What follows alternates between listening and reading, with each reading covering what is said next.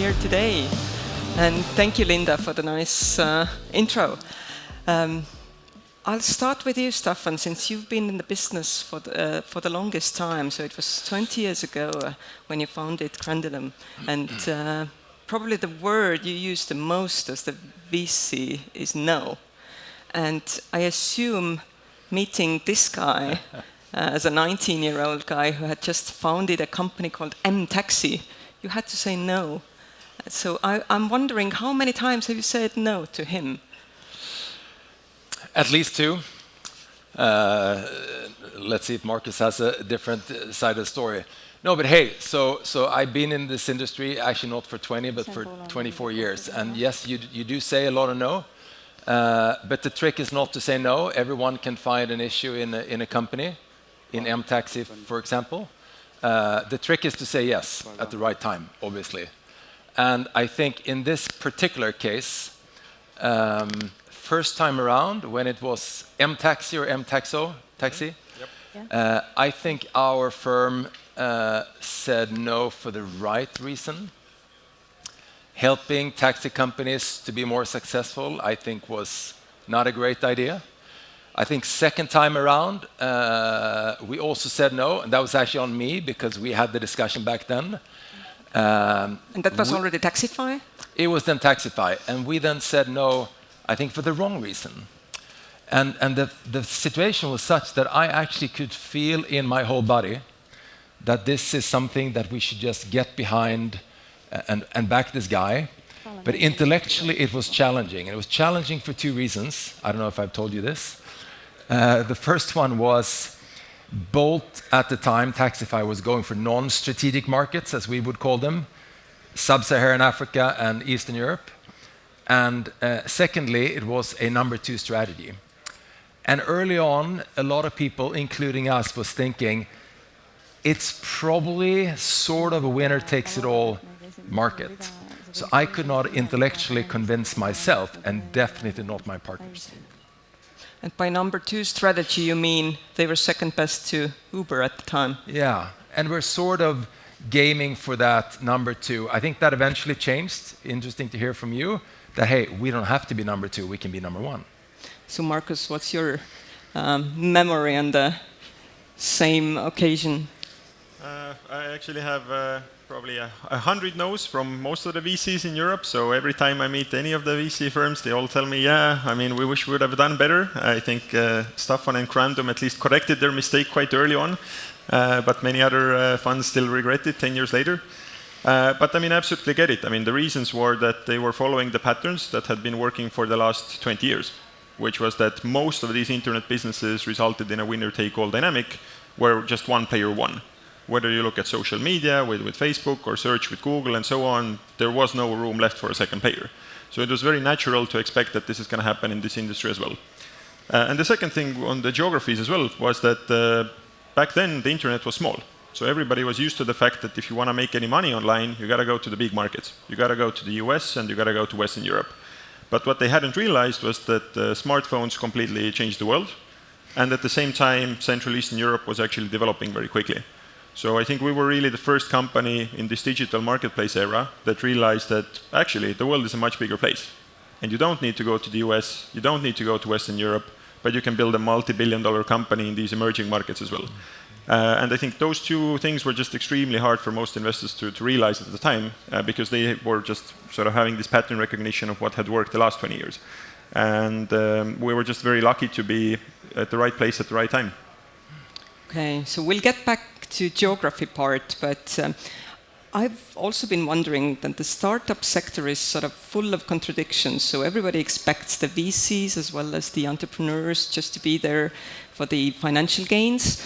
But as Linda was just saying in the introductions, it's all about changing the world. And obviously, Bolt is here to change the dynamics of the cities and make us all live in a better place. So how can these things actually happen simultaneously? Do you see it as a contradiction, or does it actually make sense? I don't think there's a contradiction at all, because when you think about it, then, especially in the modern era with most of the software, if you build something that's great for the customer, generally that's good for business as well. We operate in this hyper-competitive era where you can't be fooling yourself that you build something that's only great for profits, and that's going to fly long term. We generally have so much competition that if you don't build the best product for your customers, somebody else will, and you're just going to lose that business. So I don't think on a high level there's a problem. And specifically when we zoom into what we are doing, then our mission is to build cities that are actually designed for people, not designed for cars. But when you look at how urban areas are designed right now, it's completely backwards. And I mean, we can talk about some of the numbers. Estonia has nearly 1 million cars for 1.3 million people. It's just a ridiculous amount. And then you look at all the parking spaces that sit unused 95% of the time, and the assets themselves, the cars are sitting unused 95% of the time. It just makes no sense.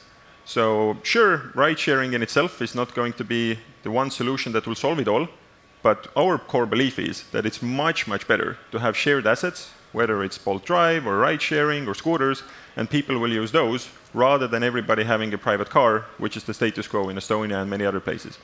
But if you're trying to create more jobs, how do you do that if people start driving more scooters? Where are the jobs then? Well, if you look at the stats, then despite us building this thing for 10 years, we're still doing 2 or 3% of trips in every city. So still 97% of trips are done by other modes of transport, mostly private cars. So we're nowhere near done that we could grow easily another 5 or 10 times from where we are today, which also means creating significantly more jobs, even if a big chunk of that growth is going to come from scooters and electric bikes. Okay.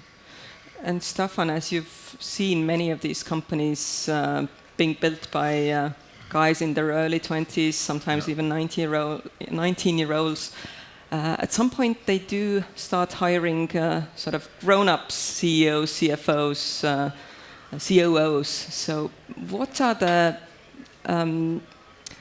personal traits these founders are missing? So what is Markus missing that he needs to hire a grown-up CFO?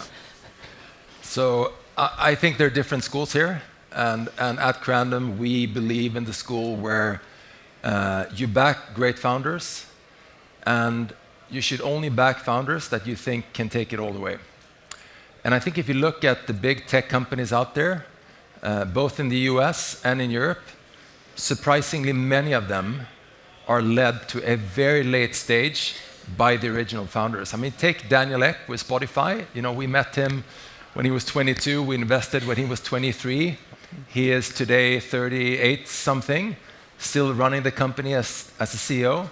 And that's simply because these people have the intrinsics, they have the DNA, and they will learn, they will develop. Then obviously, you know, Daniel at the time, he hired Barry McCarthy, the former CFO of Netflix. You hired Johan Bergqvist, our common friend from Spotify, to be the CFO for a couple of years.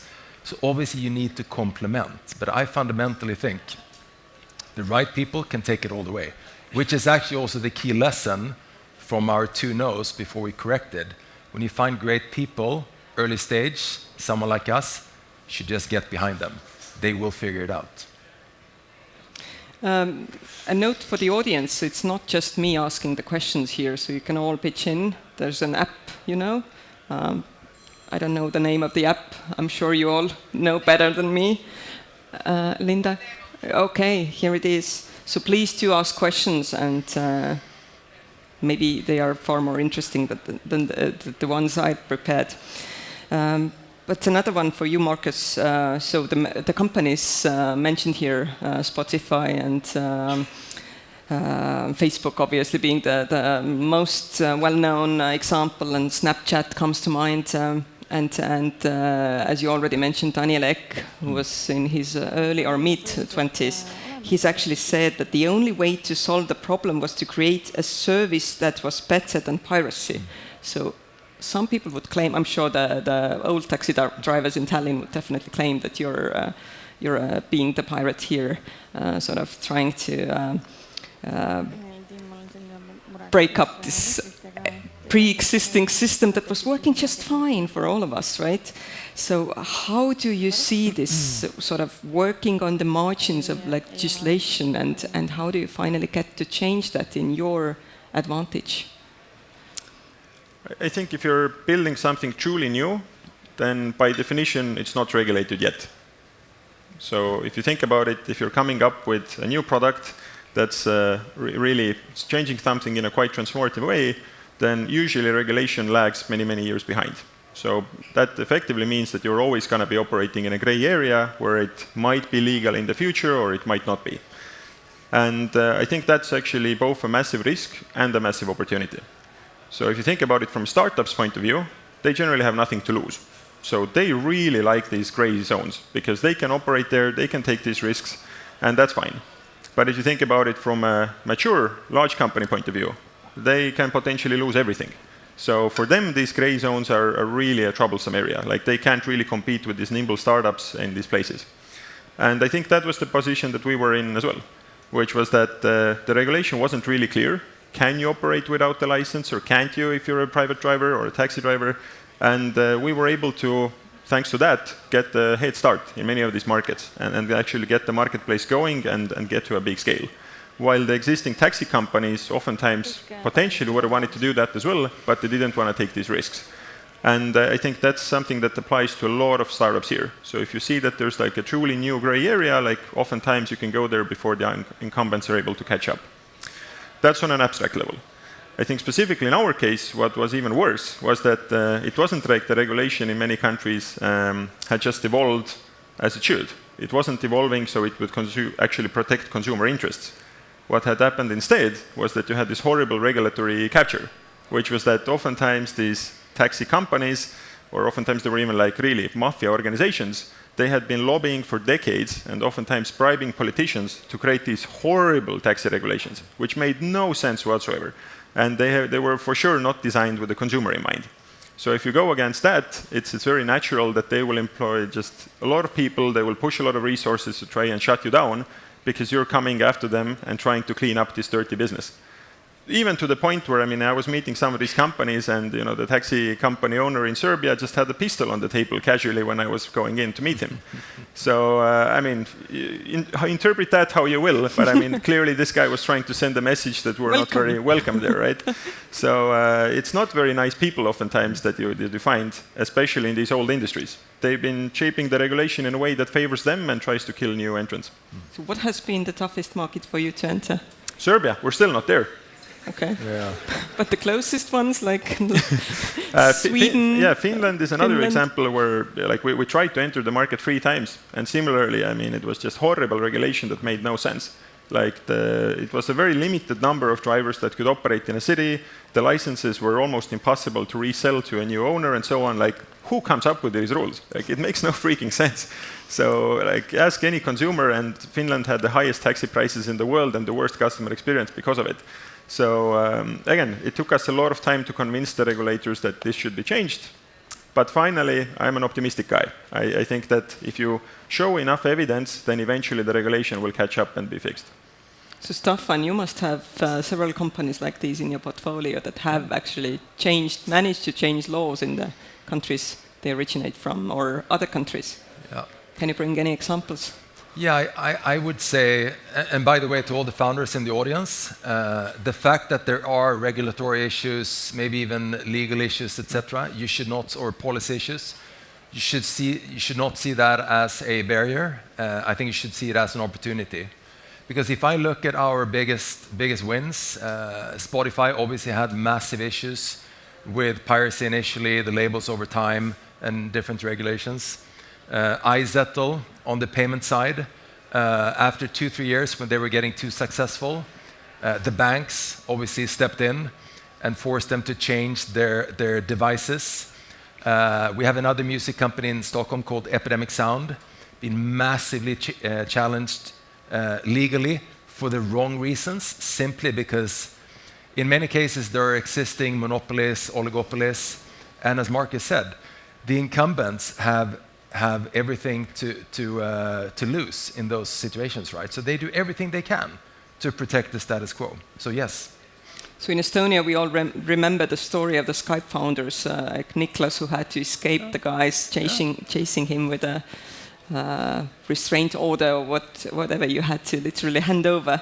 There are several questions from the audience. So one for you, Markus. Most of them seem to be directed to Markus. What was the moment you were about to give up If yes, was there a moment you were about to give up? If yes, what kept you going? Actually, there never was. So I think what we did have was a lot of tough times, where we had like a couple of weeks of money left in the bank, and we could barely make people's salaries. But I think that's the difference between the founders who are there for the right reasons and the wrong reasons. It would have been very easy to call it a day and quit and then do something that's a lot less stressful and a lot less work. But if you really care about what you're doing, you've picked a mission that you really enjoy and you want to commit to, then you will work through those tough times, you will find solutions. And in our case, I mean, we found some bizarre solutions. when you're, you have your back against the wall, there's nothing to do. You got to find money. No good VCs is willing to back you, not at the time. Then, I mean, we had to find money somewhere, right? So, I mean, we looked at any avenue we could. One of those, for example, was we were able to raise money in Estonia from Kaamos Ehitus, which most of you are thinking like, why the hell would a construction company invest in a startup? Well, turns out, I mean, we didn't have other options. We were able to convince them this is a great bet. And turned out this construction company made one of the best angel bets of any investor in European tech history. So it turns out that if you really need the money, you got to go and be creative and find the investors who are willing to buy into your idea. There is another question, since we mentioned Skype. So again, I guess it's aimed at Markus, but also I would like Staffan to pitch in as well. How important was Skype in the success of creation of Bolt?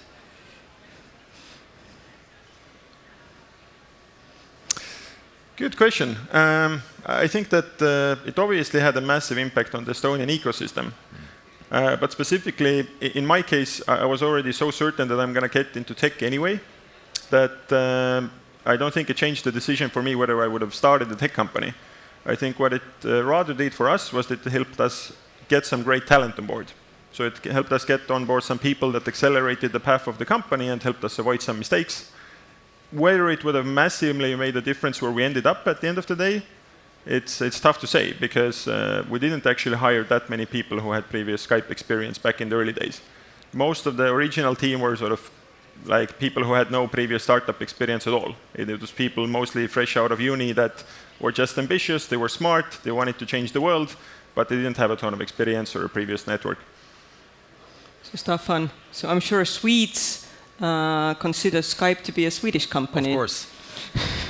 And Danes consider it to be Danish, by the way. Of course. And even Luxembourg has some claim because the topco was a Luxco. But on Skype, I don't know if you remember this, Markus, but second time that we looked at investing in Bolt, you and I and your brother and one of my colleagues, Lauri, who's from here, went out to have dinner. And I think you were in like 20 plus countries at the time. And Martin, I think, was responsible for expansion.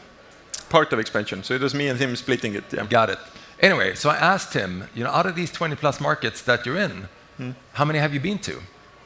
And he said, yeah, of course, I've been to all of them. Okay. But not with Taxify at the time. Because he had been doing something else before where he had gone. Yeah, he was just traveling. Yeah. Exactly. So I'd been to all these countries. But when Taxify expanded, they did not go there. And this is interesting. If you compare to Uber, they sent expensive people to every market. They threw launch parties and all the stuff they did.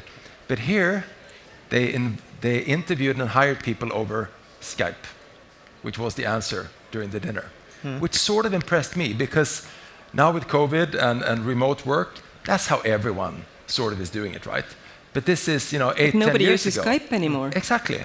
Exactly. So you guys were ahead of your time, and I think set the benchmark and a culture of how do you do it more efficient and more, less costly than competition.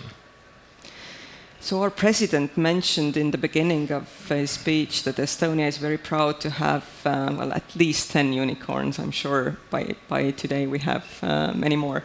And we are so proud that we've made it from round zero to where we are today in 30 years.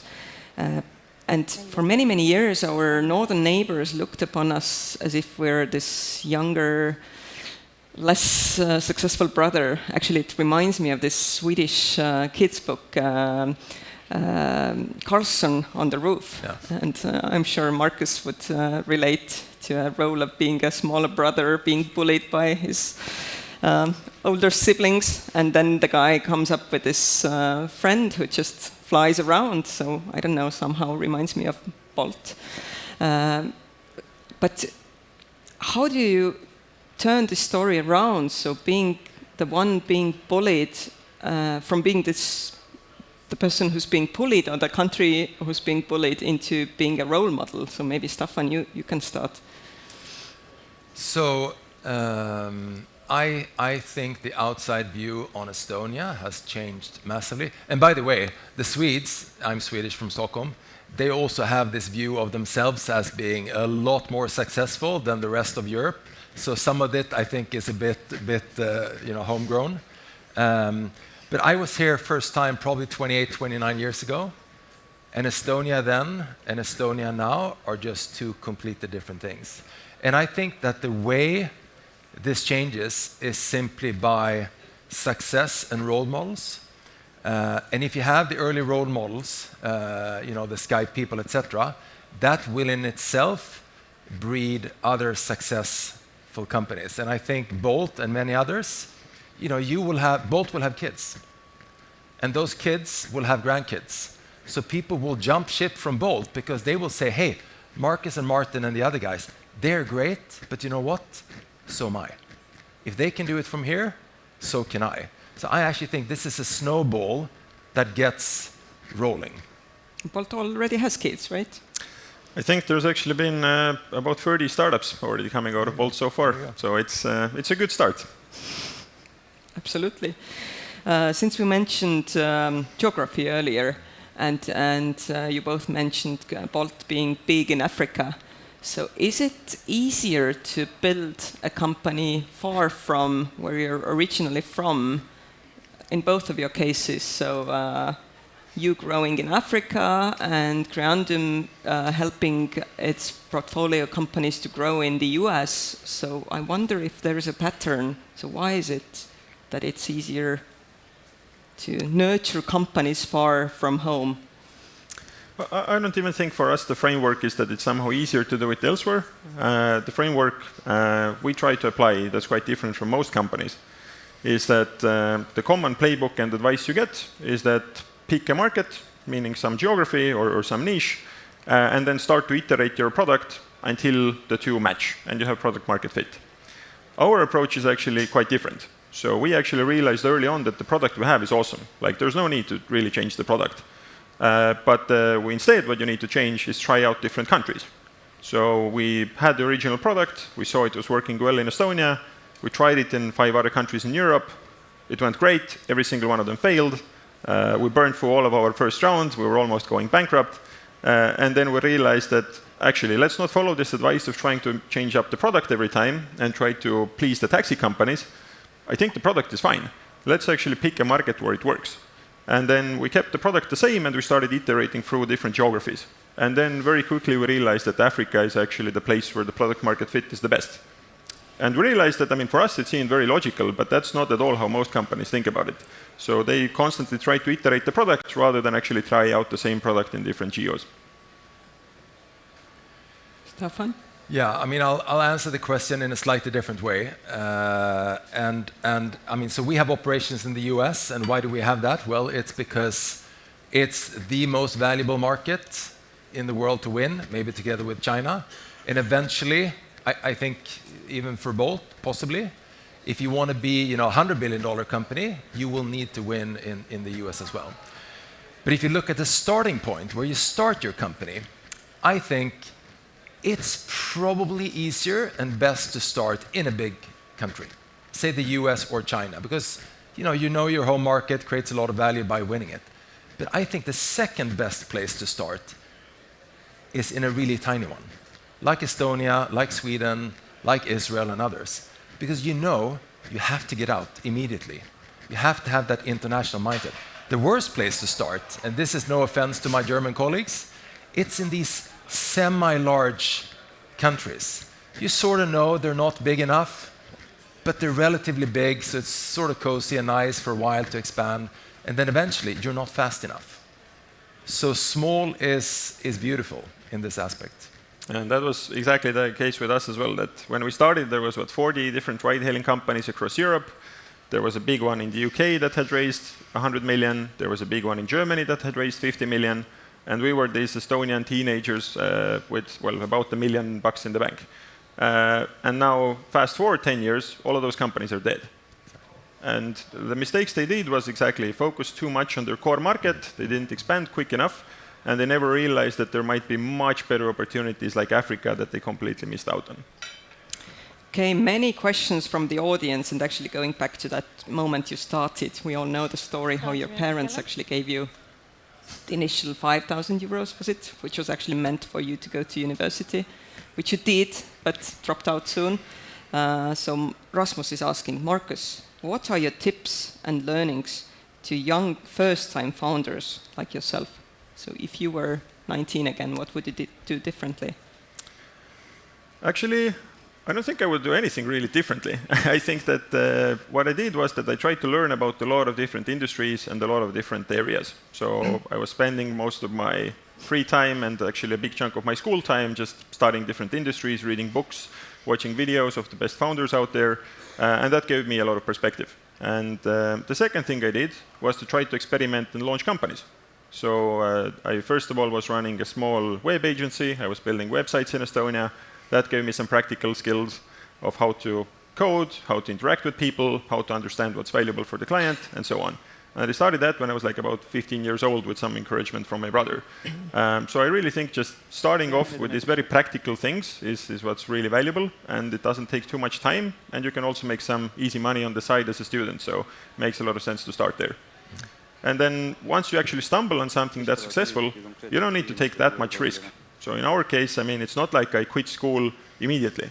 I actually hedged my risks quite well, which was that we saw that Bolt was starting to take off. And I first of all took a sabbatical from uni for a year, so it wasn't like I quit immediately. And that gave me plenty of time to see if this is going to work out as I expect. And after a year, we were doing great. We had 10 employees, and it was very obvious that it's better use of my time to double down on this once-in-a-lifetime opportunity, and I can always go back to uni later, which I'm still telling to myself, but let's see. And another myth we have here in Estonia is that every kid can code from first grade, so can you comment on that? No way. So you had to learn on your own. So would that be one of the tips for future founders, that keep learning on your own? Absolutely. I mean, still to this day, I realized I'm operating quite differently than most of the big successful founders, let's say, where they have a lot of mentors they're learning from. In my experience, I think the best mentor is usually Google. So if I have a question, I just look it up. There's usually a great book out there, and you can learn from the best. And you can do it at your own time without needing to network a lot, which I'm not particularly good at. Okay, there's a question for Staffan from Christy. Can you elaborate on how not to miss out on a potentially great opportunity? As an investor, I assume. Well, here I think the question concerns Bolt, but in any other case as well. No, but I think one should, this is obvious perhaps, but I think one should really trust your gut instinct. And sometimes I hear, well, that's not very analytical, and how can that be a good guiding factor? But I actually think it is, because your gut instinct is the summary of all your sensors. It's your brain, your view, your hearing, and everything, which simply translates to a feeling. And I think in Bolt's case, and actually so we backed a fair number of really successful companies, but we also have an anti-list of companies that we should have backed and backed earlier. And in almost all those cases, it is phenomenal founders that you just feel great about, but you can't rationalize it for yourself. So I think the thing is then to trust your gut instinct, which is much more data-based than you think. So you would claim that it's true that you tend to invest in a team rather than an idea? So the old debate in our industry is, do you back the A team with the B idea or the B team with the A idea? And I think the answer is, it actually has to be sort of both, right? And it has to be a great market.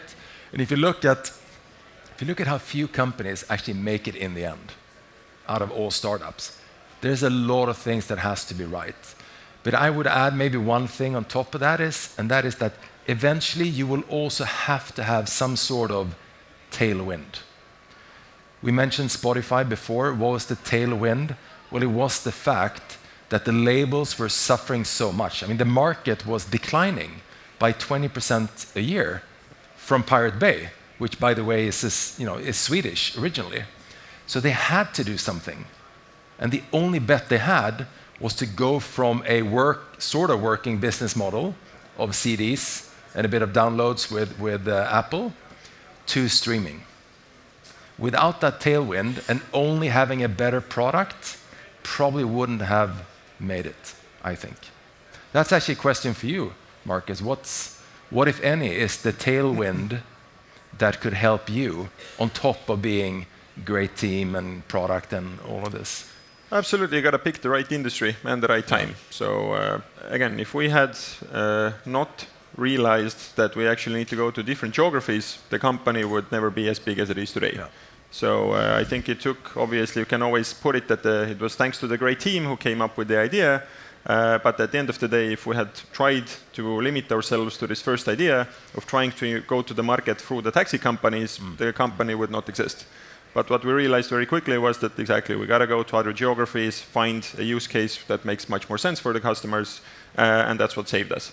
So ultimately, again, I don't think a great team is going to be enough unless they're able to pivot themselves to an idea that makes sense. So we have time for one more question. There's a question for Markus, but I think it's actually for you both. Since we're here and this event is all about networking, so how important are personal networks in building a company, and how do you create and sustain these networks? Maybe tips for today. I'm not a great networker. I don't really enjoy it too much. So I think I'm very biased and I say it doesn't matter too much. But this is also coming from a guy who was unable to raise any strong investor financing for the first 5 years. Since you had no networks? Yeah, well, partially I think you can blame it on that. But ultimately I think what we compensated for was just that the numbers were so good and the business was doing so well that eventually people couldn't ignore us anymore. But again, you got to double down on your strengths. Some people enjoy it, some people don't. I just prefer to focus on the business and the internal metrics much more than external networking. And you have a brother for the networking part. Exactly. So Martin enjoys it a lot, so I let him deal with all the politicians and everybody else we need. And Staffan, you've been in the business for 24 years, so you must enjoy networking. In the networking industry. No, but hey, I think that it is not that important to network. I think it is important to be good at fundraising. Which is also about networking. Which is slightly about networking. And I think, to be fair, maybe you guys weren't great at fundraising in the early years. But that in turn led to you creating a culture around cost, efficiency, etc. So I think that worked to your advantage. What I think is a pattern. If you look at really successful and strong founders, they actually don't network that much. But what they do is that they seek out, sometimes on Google and sometimes in real life, people that they want to hear out for advice and similar. You do it over Google. Daniel, the iSettle founders, etc. They're very good at reaching out those individuals that sit on secret knowledge. So concentrate the networking, I think, is probably the way to go. Okay, so good recommendation for all of you. So keep the networking to a certain amount and Google. Thank you, guys. Thank you. Thank you.